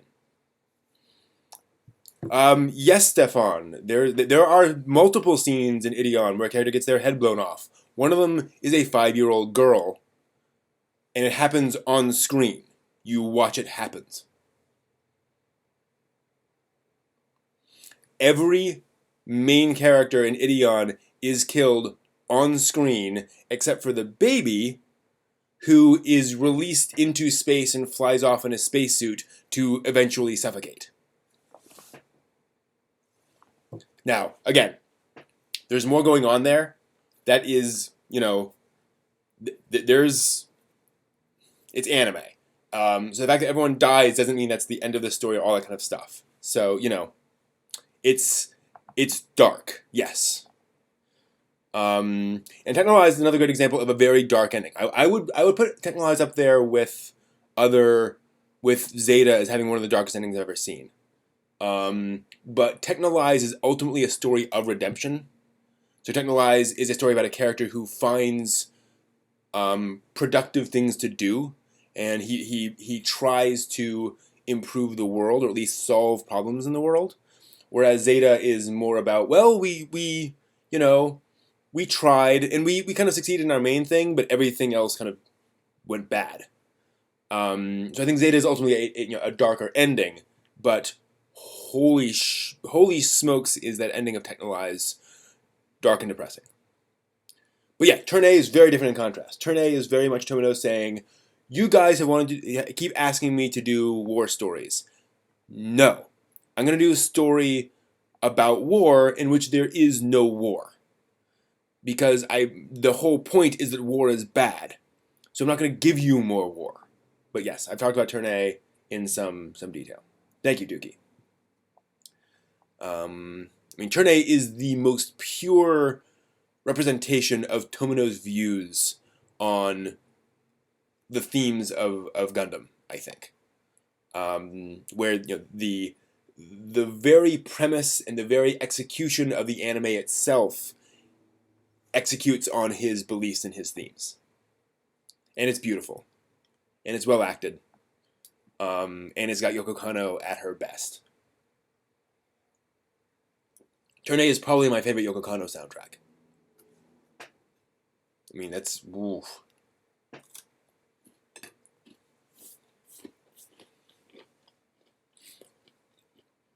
I need to watch Phantom. I watched the first episode and I was impressed. But I haven't finished it yet. So it's time, I need to go and watch it. But again, it's hard. So, I'm most of the way through Gargantia of the Virtuous Planet, which I'm very much enjoying. It could have done more with its premise. It should have been 26 episodes, is the problem. At 13, it is trying to manage a lot of things, and I think probably could have done a little bit more with its premise.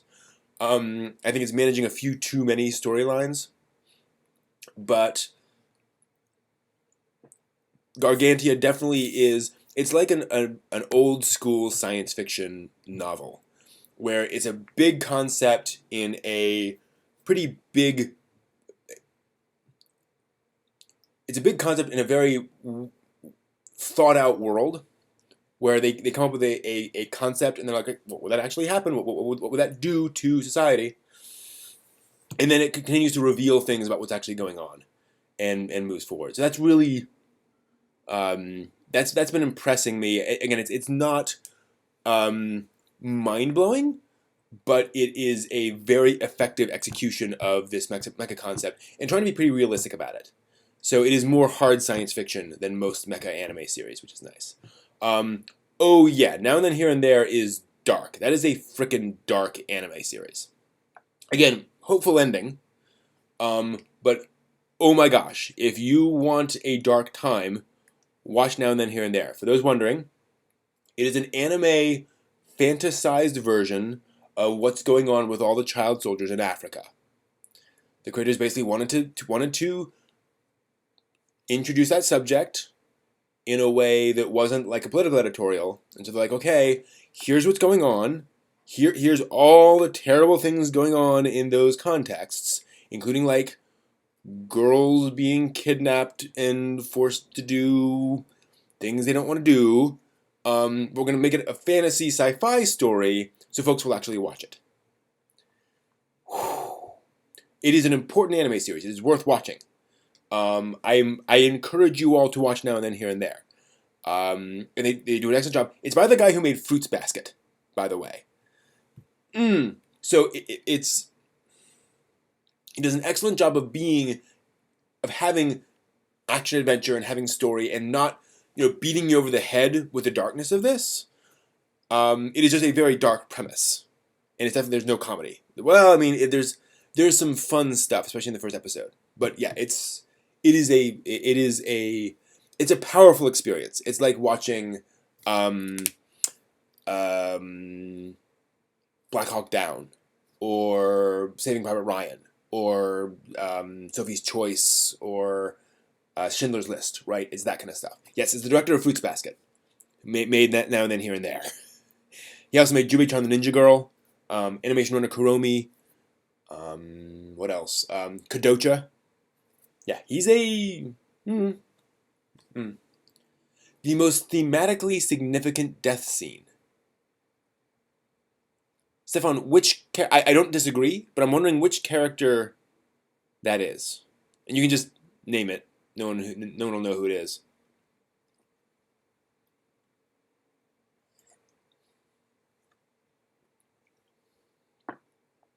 Dark anime. Lane is pretty dark, especially the threatened suicide.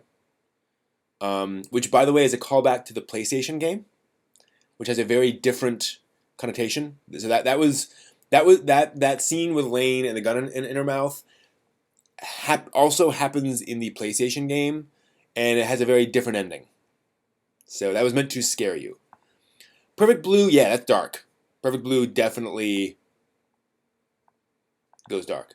The dark-haired Sasuke-esque guy, I'm not sure which one you're talking about. Is that kind of the mentor of the main character?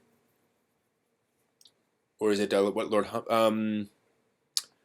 Okay, yeah, that's who you're talking about. I forget how he died, actually. Oh yeah, yeah, you're right. Yeah, that was perfect. That was yeah.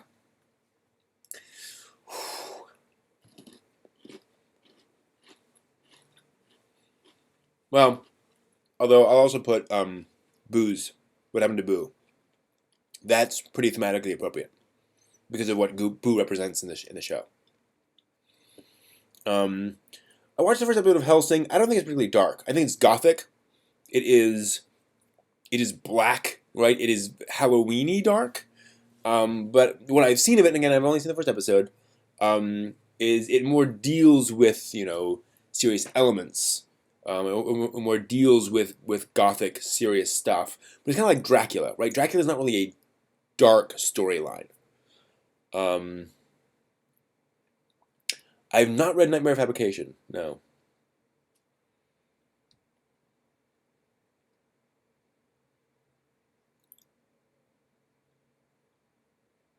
So, other anime to talk about. The little bits and pieces. You know what? I'm gonna talk about we've been talking about some mecha. Let me talk about Full Metal Panic.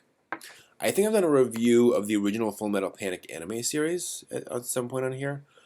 Um, basically, um, Full Metal Panic is an odd duck.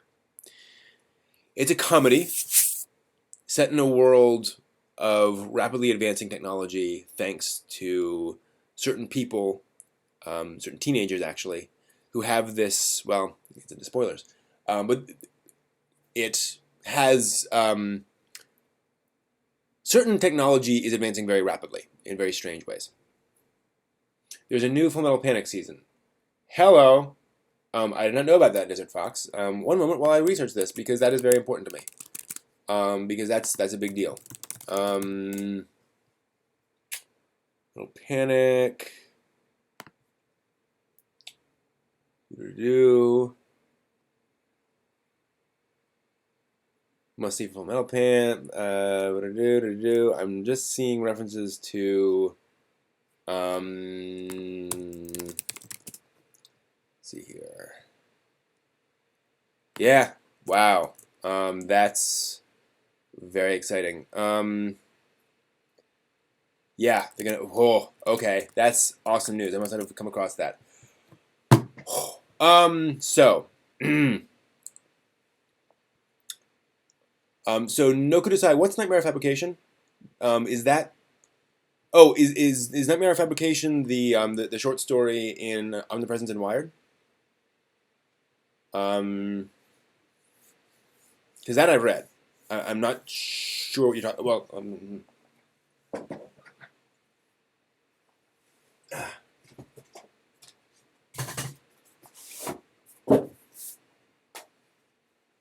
are you talking about? Are you talking about this? The one with Lane and the teddy bear. Let me just check actually. Nightmare Fabrication. Okay, yes, yes, I have read that. Here's how much I've read that.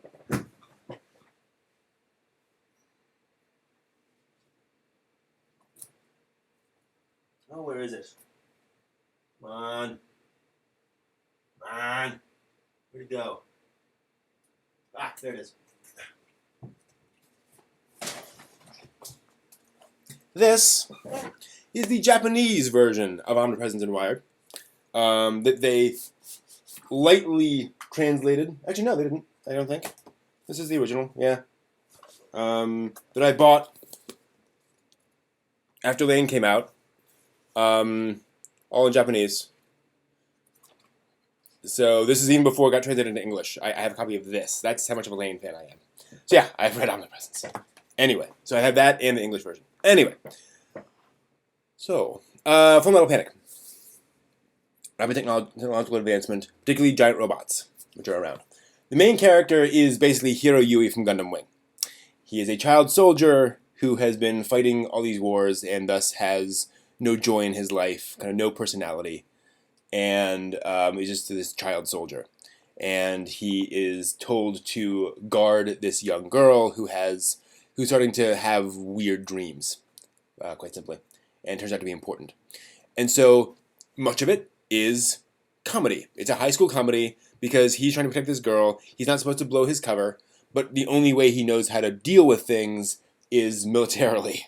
So he puts tripwires at school and pulls a gun out of his school uniform. In a place where in a country where guns are illegal.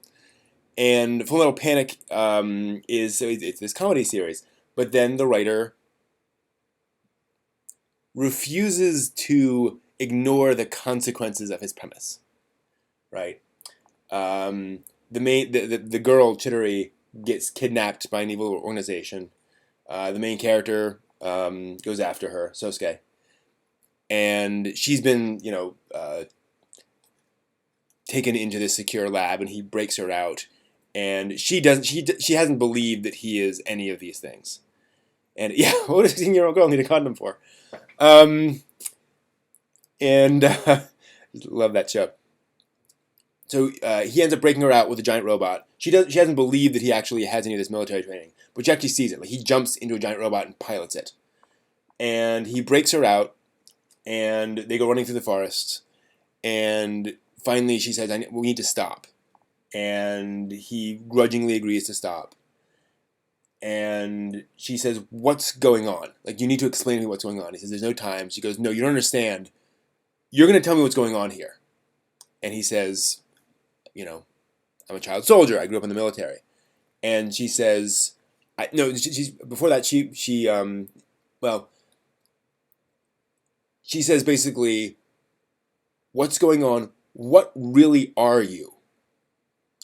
And in the novel, at least, there's this wonderful language where he looks at her, and it's from Chidori's perspective, and he looks at her with his expression of pain, and this expression not of pain, of distance, of realizing that she sees him as an outsider, as not like anybody else. And what's horrible about it is she also recognizes familiarity. This is how he's always been treated. He's always the strange one. So they get back to civilization, and he's trying to protect her. And it's this comedy, but it's about the fact that Sosuke is broken. Sosuke is not... He's not been allowed to grow up in a normal way, and as a result, he completely ignores any emotions he might have. And then he deals with some stuff. They made a second series, Full Metal Panic Fumofu, which is almost entirely comedy. It definitely... It does the characters correct service. Yeah, Hiroyuki Mark II is exactly what he is. And so, it's not a comedy in the sense that all of a sudden everybody's goofy. And so it is definitely a Full Metal Panic series. It's just all comedy. And then you get Full Metal Panic: The Second Raid, which is almost all drama. I have rarely seen a mecha series as self-contained, as effectively constructed, and that executes on its fundamental theme of, in this case, Sosuke's inhumanity, as well as Full Metal Panic: The Second Raid. It is for mecha fans, it is a nearly perfect experience. This is about Sosuke dealing with who he is and what he's become, and the downsides of that. It is a remarkable anime series. Does a fantastic job of dealing with that. The creator of that, Shoji Goto. The first season was done by Gonzo, who does not have the best reputation. Seasons 2 and 3 were done by Kyoto Animation. Then Shoji Goto hung around Kyoto Animation. This was before they went big. In fact, it was only, I think, a year or two after the second raid that they made a little show called The Melancholy of Haruhi Suzumiya. Shoji Goto happened to write episode 11 of Haruhi Suzumiya, the sci-fi, the space battleship strategy game episode. That's Shoji Goto, the creator of Full Metal Panic, wrote that episode. Obviously adapted from the novels. But he then wrote, I think, at least one episode of most of Kyoto Animation's shows for the next couple of years.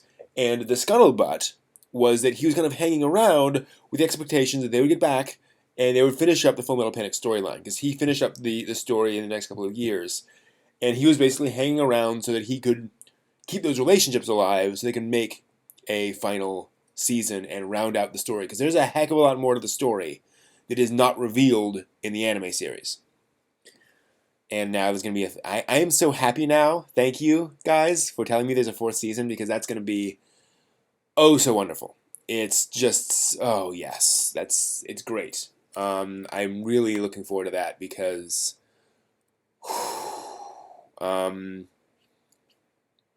yeah, Full Metal Panic is a wonderful thing. Now they're saying here,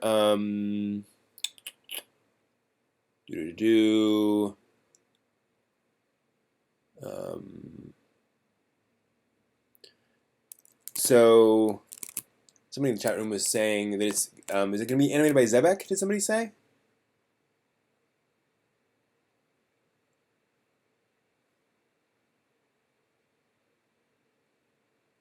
Do we have a studio for Full Metal Panic Season 4?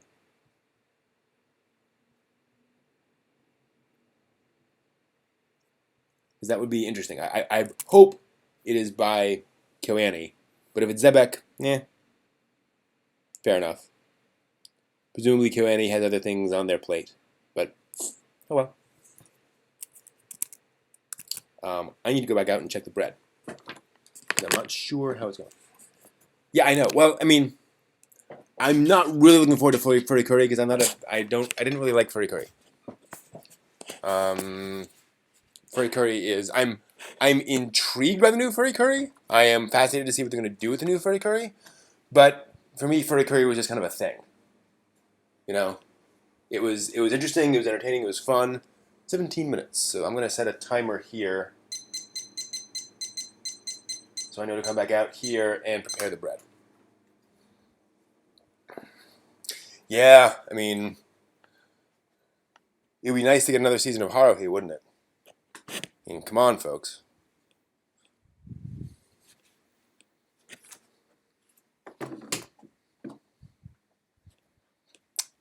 Shelter.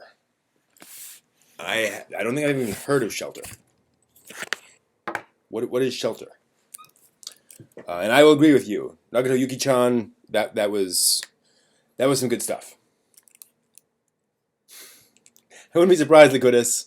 Yeah, Season 3 is going to be set within Season 2, within Season 1, and introduce completely new characters. Why not?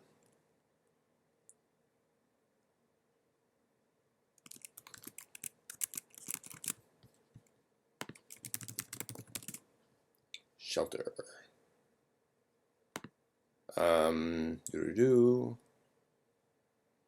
Shelter. I'm seeing Shelter as a music video released recently. Is that what you're talking about? I have not seen it yet.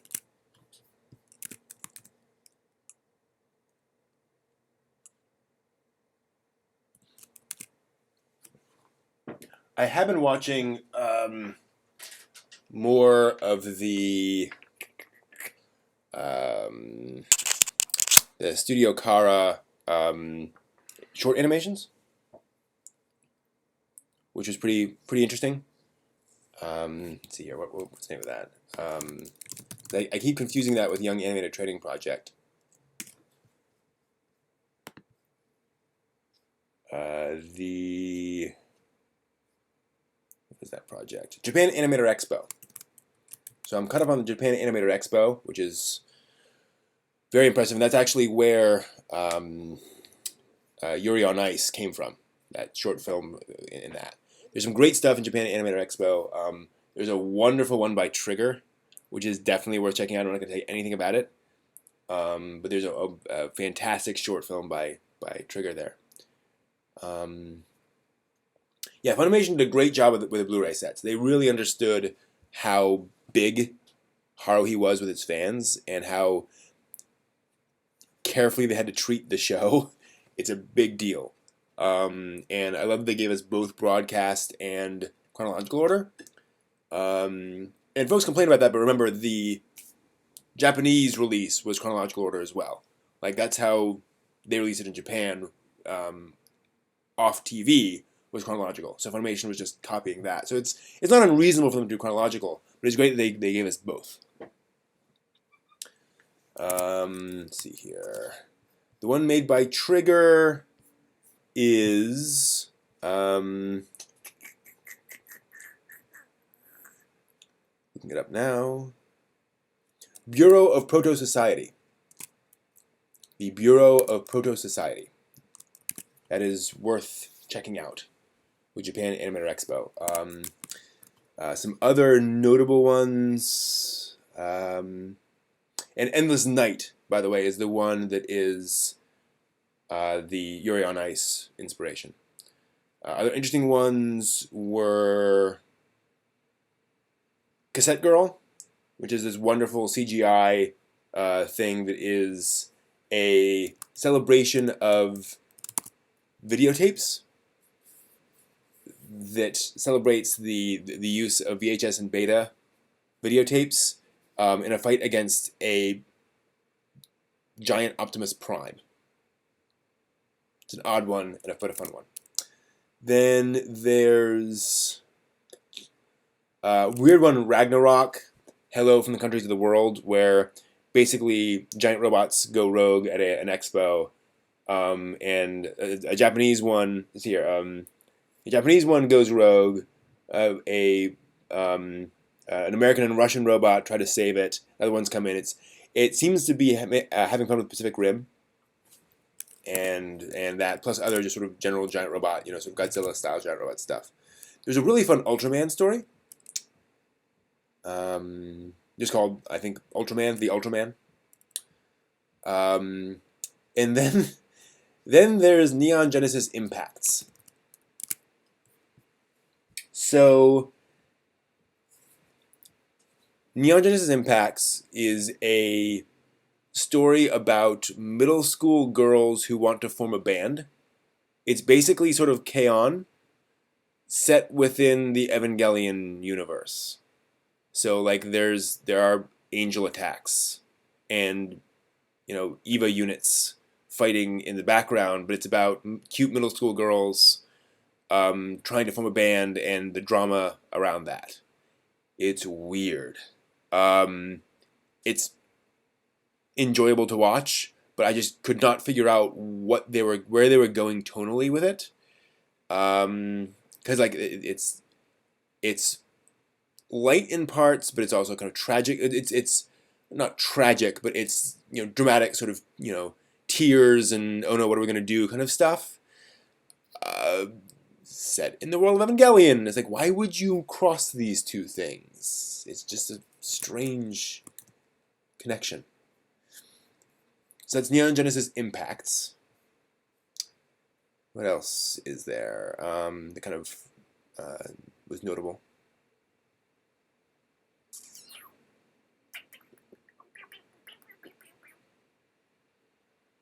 And there are other fun ones, but nothing. Power Plant number 33 is really remarkable. It's another one by Trigger, if I recall correctly. That one is, just a little, storyline, sort of a sci-fi storyline. It's kind of cool.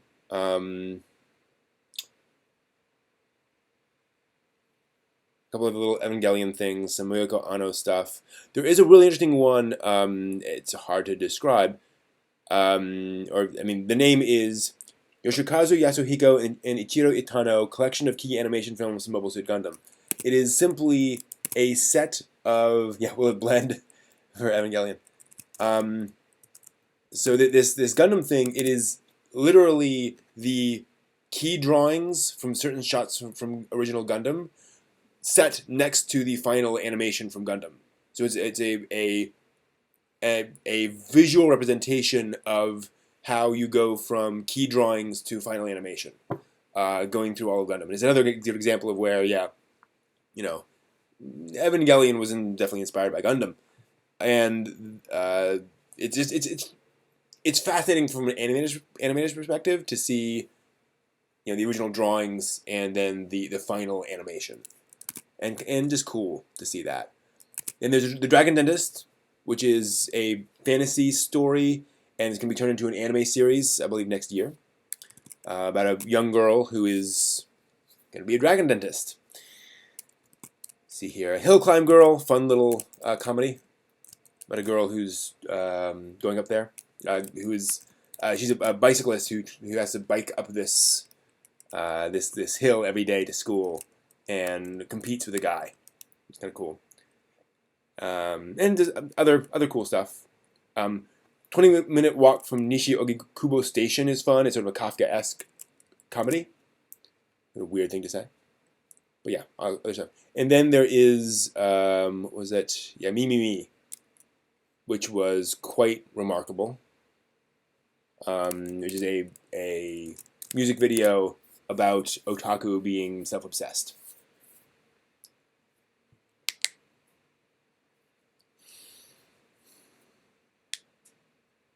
The main characters in Full Metal Panic being similar to Nadesco. I can see some similarities there. Not that different. So yeah, so we will be moving over to the bread here in a minute. I'll probably move over into the kitchen for now. Might as well. I don't think we will stay online all the way till the bread is done baking. So it takes like 20 minutes to bake. That's a bit of a while to wait. Yeah, lots of mecha in Super Robot Wars. I am having a tough time talking tonight. I am more tired than I thought. I am making ciabatta bread in the bread machine, and it will come out in, let's see here, 7 minutes. And when that happens, I will show it to you and we'll put it in the oven. And I can, yeah, the oven is heating up. Yeah, I suspect Funimation had to negotiate, I suspect, frankly, the rights to Dragon Ball Super were very expensive, and Funimation probably had to talk them down.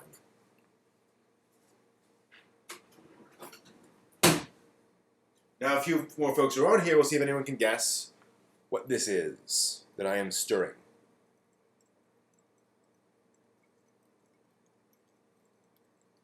I think a lot of anime production companies still think that anime is more valuable than it actually is to the American market. I think they're still pricing it pretty expensive relative to the actual ability of, or the actual willingness of fandom to pay for anime. Not yogurt. Decent guess. Not yogurt.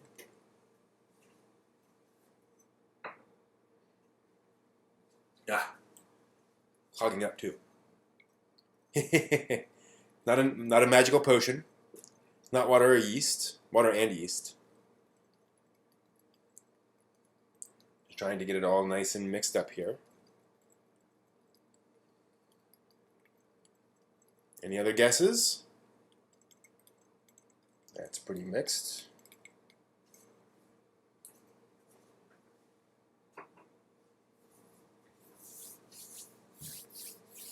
We'll see what you think.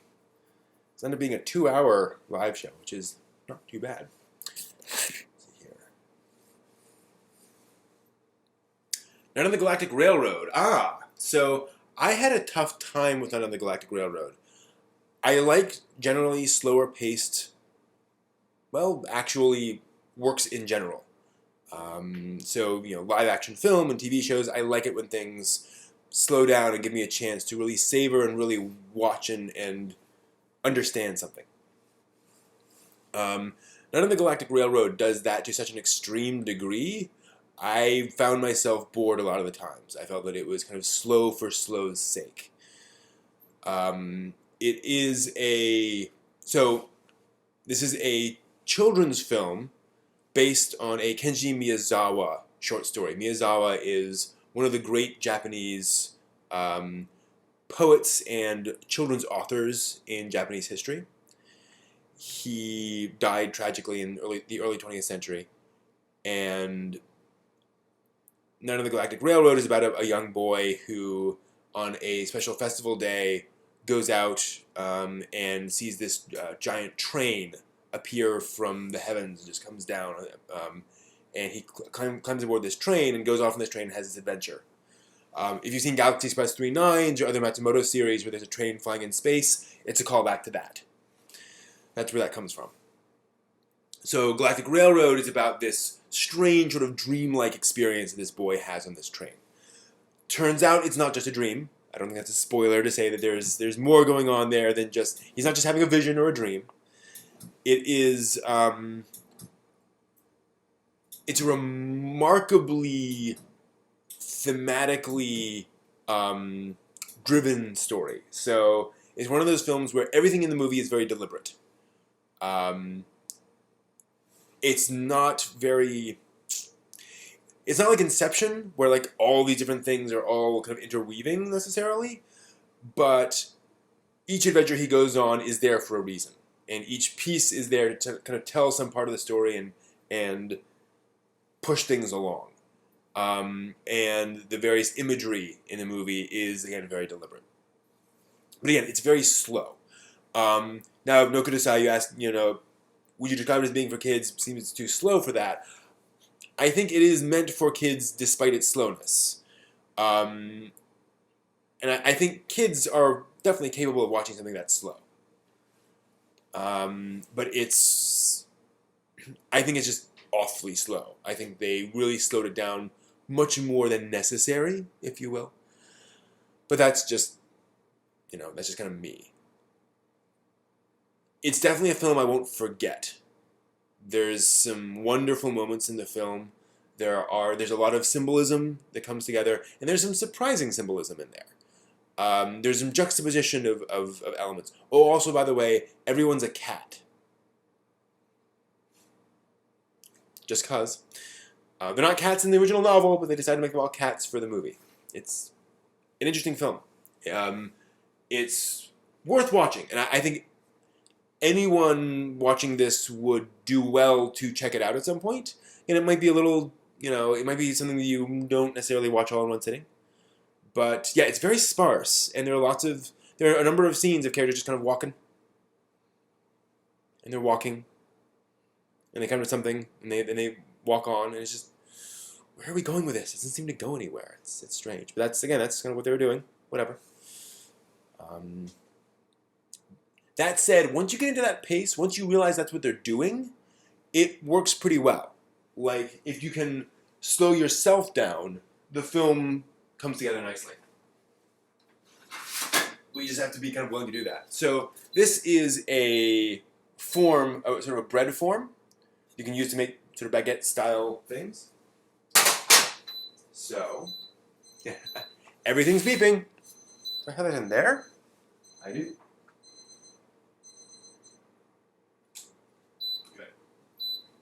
Lots of alarms going off. Okay, so let me switch this over so you can see me over there. So what I've got here is bread dough.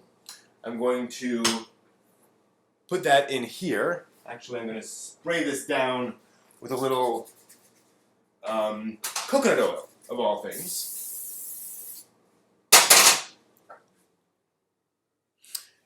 The reason I'm using that is because it's actually an effective spray.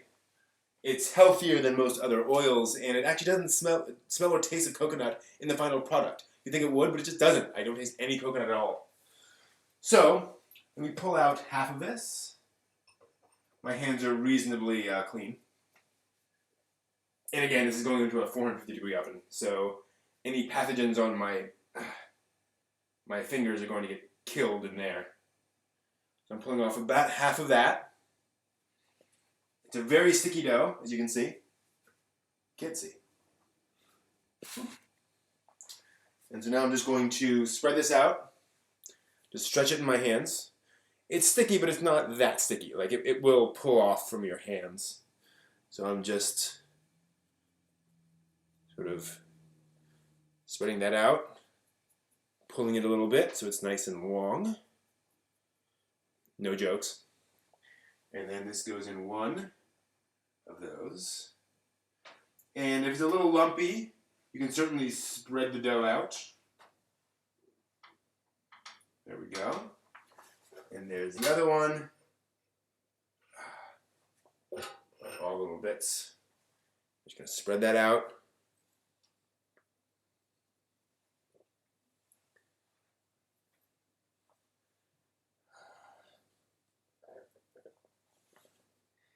This doesn't really want to come together nicely. It's got a really thin part in the middle, which I'm afraid is going to break. I'm just going to put that down there and then squeeze over some of the bits of bread. Spread that out. That's good. Okay. Just going to clean up these hands.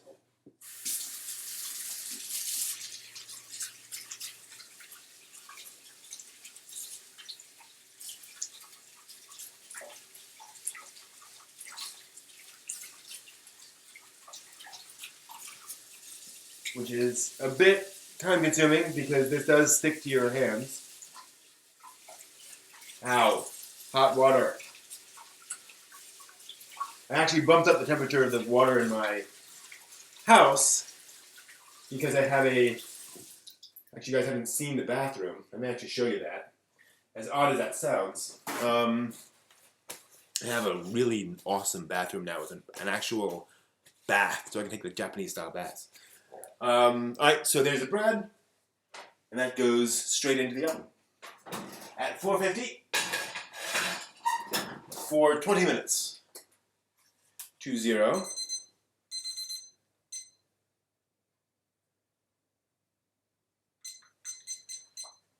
20. I'll come back from that, pull it out of the oven, and we're done. Alright, so that's going to do it for tonight, I think. I'll go ahead and give you guys a quick view. Whoa! Microphone just slid right off there. 1 second. There. Come on. Uh-oh. There. So this is the new bathroom, which is rather large. Got my nice, little Japanese art in here. A shower. And most importantly, sorry.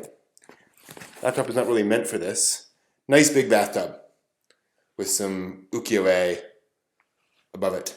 So that is where I can relax and enjoy myself in an actual bath.